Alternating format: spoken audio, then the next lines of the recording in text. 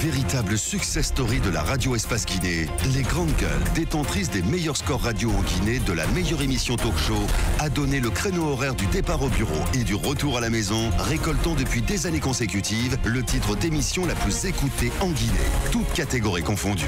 Un grand total de plus de 5 millions d'auditeurs ont été fidèles au talk show Les GG, diffusé jour après jour sur toutes les stations du réseau Adafo Média de 9h à 10h30, un exploit qui restera longtemps dans les annales de la bande FM en Guinée. Merci de continuer donc à suivre cette émission. Simbo Moussa qui est à l'écouter également. Une pensée aussi au mouvement sécoutoréiste qui organise donc ce vendredi à l'occasion de la fête de l'Union africaine une marche qui va donc partir du Palais du Peuple si je m'abuse, et une marche donc qui a déjà commencé, qui a déjà débuté, nous apprend Abou Kouria Kamara. On va voir d'ici la fin de l'émission si on peut donc faire un clin d'œil, donc un saut de ce côté grâce à la rallonge de temps que nous obtenons donc de notre réalisateur, du directeur d'antenne, monsieur Ibrahima Prince Diallo. Pour l'heure, nous partons avec notre invité Amira Chaloub, vainqueur d'une compétition internationale de salsa qui s'est déroulée au mois de janvier du côté des États-Unis, en Floride plus précisément. Elle a donc remporté cette compétition sous les couleurs de la Guinée, donc en défendant les couleurs de la Guinée. Elle est avec nous dans ce studio. Amira Chaloub, nous l'accueillons. Bonjour à vous, madame Amira Chaloub. Bonjour à tous les auditeurs. Bienvenue dans cette émission. Merci. Oui. Amira Chaloub, avant de nous parler de cette compétition, présentez-vous, qui êtes-vous, votre parcours, comment vous vous êtes intéressée à cette danse-là? Donc, je danse en couple amateur la salsa avec mon mari donc depuis de nombreuses années. Et depuis environ 2-3 ans, nous avons été pris en charge par un couple de compétiteurs, un couple de coachs qui nous ont coachés. Ils ont aimé notre motivation, notre investissement, notre amour pour la danse, et ils nous ont dit qu'ils pouvaient nous amener plus loin. À notre âge, on avait 52 ans à l'époque, on était très surpris par cette proposition, mais l'objectif a été atteint en 2 ans. Donc nous sommes amateurs tous les deux parce que moi je travaille à Pôle emploi, à la direction régionale de Pôle emploi en France. Mon mari il est expert comptable à son compte et c'est la passion qui nous mène, la passion qui nous guide dans cette histoire. Elle nous a amené à un niveau qu'on ne pouvait même pas imaginer aujourd'hui. Et c'est un rêve qui se réalise tard peut-être, mais qui se réalise quand même. Donc nous avons participé à plusieurs qualifications, plusieurs championnats, plusieurs compétitions en France, en Allemagne, on se qualifiait, boosté d'une victoire, on allait vers une autre et ainsi. Et le rêve ne cessait de monter, de grandir, jusqu'au jour où il nous a amenés en Floride. Le plus grand championnat du monde, la World Latin Dance Cup, à Orlando, en Floride. Nous sommes arrivés sur la 3e marche du podium mondial. C'est la scène la plus mythique, la plus prestigieuse dans le monde de la salsa, des danses latines. Elle réunit plus de 2000 compétiteurs, 52 nations. Moi, au moment de la cérémonie d'ouverture, je faisais partie de la délégation française et j'avais prévenu mon mari qui était totalement d'accord parce qu'il porte la Guinée dans son cœur comme moi. J'ai porté les couleurs de la Guinée. Votre mari, il est français? Mon mari est français. Bien. Il est de Montpellier, du côté de Montpellier. Bien. Voilà. Mafoudia. C'est quoi votre sentiment aujourd'hui après avoir remporté ce prix? Alors ce prix pour nous c'est un rêve qui se réalise, qui se concrétise. C'est presque l'impossible qui se réalise. À notre âge, arriver à un concours à ce niveau-là, c'était vraiment extraordinaire. C'est pour nous une consécration. Mais porter ce jour-là les couleurs de la Guinée, brandir le drapeau guinéen, mettre la Guinée à l'honneur dans le monde, faire intonner l'hymne national guinéen et la porter, c'était pour moi un moment d'émotion que je tenais aujourd'hui à partager avec mes compatriotes, partager ma passion pour la danse et partager cette émotion que j'ai eue à représenter les couleurs de mon pays. Au-delà de ça, la salsa, c'est une danse qui est peut-être peu connue ou pas trop pratiquée en Guinée. Vous avez eu ce prix. Qu'est-ce qu'il faut faire aujourd'hui pour transmettre ces connaissances-là à la future génération? Voilà, donc je continue dans mon parcours. On a gagné la 3e place mondiale en décembre 2017 à Orlando.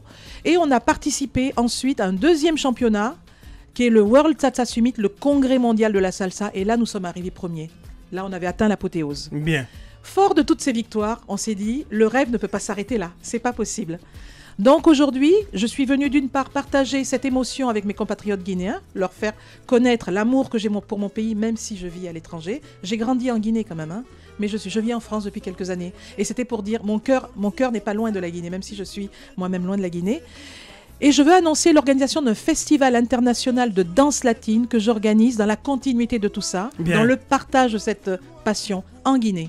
Dernière semaine de novembre, du 22 au 29 novembre 2018. Un festival international de salsa. De danse latine. Ça va comprendre la salsa cubaine, la salsa portoricaine, la bachata, la kizomba, toutes ces danses latines qui sont aujourd'hui pratiquées dans le monde par les jeunes, pas seulement par les vieux comme nous. Hein. Bien. Voilà. Alors, vous avez été reçu hier au ministère de la Culture. Hein. Oui. Comment tout cela s'est passé? Oui. Et au-delà de ce festival, quels sont les autres projets que vous avez donc, pour la Guinée? Alors, je voulais quand même remercier, vraiment, j'ai eu un accueil exceptionnel en Guinée. Je suis arrivée depuis à peine quelques jours et je repars dans 3 jours. Mais l'accueil a été formidable. Je tiens à remercier tout le ministère, ma famille, les amis qui m'ont accompagné, qui m'ont fait arriver jusqu'à vous ce matin. Voilà, c'est pour moi une très très belle récompense. Et effectivement, nous avons été assez médiatisés en Guinée comme en France. Nous sommes médiatisés aussi. Mais c'est vrai que mon objectif final, parce que tout objectif en a un autre derrière, mon objectif final, c'est de favoriser la création d'écoles de danse. La salsa aujourd'hui, comme vous disiez, c'est une danse qu'on connaît un peu, mais c'est quand même un héritage en Guinée. Hein. Le latino, c'est empirique chez nous. Bien. Par contre, on voudrait faire de cette danse une danse académique, enseignée dans une véritable école. Donc notre but, c'est de favoriser la création d'une école de danse en Guinée. Bien. Et quelle assurance le ministère vous a donné sur ces 2 projets, le festival et le projet d'école? Ah oui, alors à la fois le ministère de l'information qui nous a reçus également, puis qui nous a amenés jusqu'à la RTG hier, puis le ministère des Sports et la Culture. Tous ces 2 ministères portent le projet et nous ont promis leur aide et leur soutien dans ces projets-là. Mafia, dernière question. Alors c'est vrai qu'on n'en parle pas trop, mais sur le terrain, qu'est-ce que vous avez vu au niveau des jeunes, de l'engouement, de l'intérêt pour ce que vous faites? Parce qu'en Guinée, ici, la salsa, c'est démodé. Vous comptez assez de personnes. Qu'est-ce que vous avez vu sur le terrain? Alors actuellement, c'est vrai que la salsa se danse aujourd'hui en Guinée, beaucoup plus par une autre génération. Mais les jeunes commencent à en entendre parler. Parce que les médias en France, tous les jeunes en France ou ailleurs dans le monde, c'est pas danser la salsa. Où je suis allée, il y a la catégorie enfants, kids, adolescents, jeunes. Il y a toutes ces catégories-là. Il y a 2000 compétiteurs. Nous, on est les vieux de la section. Nous sommes dans la catégorie senior. Mais les jeunes sont mobilisés autour des danses latines. Aujourd'hui, c'est un phénomène mondial. Bien. Et je pense que la Guinée n'en est pas loin. Rien qu'en allant au marché, hier, j'achetais des mèches pour faire des tresses. J'en ai parlé à mon vendeur. Il me dit, madame, c'est où votre festival? Moi, je viens. Vous me dites, vous m'invitez. Je veux danser la salsa avec vous. Bien. Pas de problème. Bien, nous arrivons au terme de cette interview. Ce fut un plaisir pour nous de vous recevoir. Mais je vous remercie de vous faire beaucoup. Découvrir à toute la Guinée. Vous êtes guinéenne. Je suis guinéenne. Bien, vous parlez quelle langue de la Guinée? Bien, un message. Alors, vous allez vous adresser donc au public mélomane de la Guinée en sous-sous, en 30 secondes. Oui, en 30 secondes. Alors, en 30 secondes, je dis aux jeunes, Ourafa, Oubirin Rafa, ma festival, Oura Salsa Boron. Bien. Merci beaucoup. Merci à vous, Madame Amira Chaloub, vainqueur donc d'une compétition internationale de salsa. C'était donc au mois de janvier du côté des États-Unis. Merci. Bien. Pardon, excusez-moi, je veux juste annoncer. Voilà, pour ceux qui veulent suivre ce festival Latin Africa 2018, vous avez la page Facebook Latin Africa, Festival Latin Africa 2018. Bien. Merci. Merci à vous, Madame Amira Chaloub. Donc, c'est fut un plaisir pour nous de vous recevoir. Merci à toute l'équipe, l'équipe de réalisation également. Ibrahim Prince Gallo, l'autre doigté magique du côté de la radio, Mamoudou Kondé, le Colosse du côté de la télé et toute l'équipe de cadrage aussi.